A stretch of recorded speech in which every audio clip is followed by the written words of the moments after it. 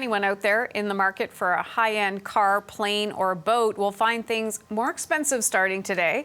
Ottawa's new luxury tax is coming into force on high-priced toys.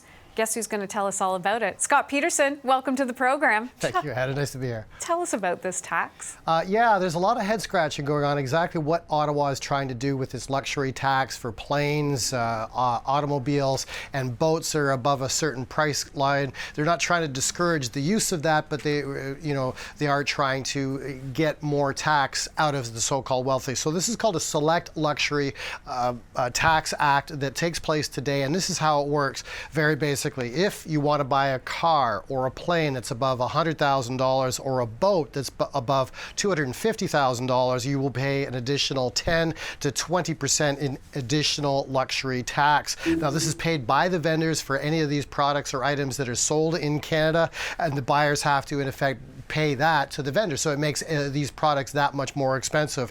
This is expected to generate about $163 million for the federal coffers. And the exemption here, and maybe a loophole as well going forward, is the tax does not apply to leases. So again, a lot of head scratching on this. A lot of economists are coming out and saying that if you want to tax the wealthy, that you could do that with an income tax and not necessarily trying to discourage them by putting an additional tax. And it could, in fact, end up hurting manufacturers and affecting jobs right here in Canada, Hannah. Now, that fancy red car, is that yours?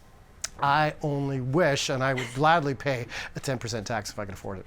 Okay. How about this tax in Newfoundland and Labrador on sugary drinks? Yeah, this is the other end of the tax spectrum. This is a punitive tax, if you will. It's trying to change behavior like a tobacco tax, if you will. It's expected to have about 20 cents per liter tax on sugary drinks. Lots of questions about how they're going to initiate this in Newfoundland and Labrador. It works out to about $9 million in additional revenue for the provincial government there. But this is designed to be a tax for people to cut down on the sugary drinks and to drink more healthy alternatives.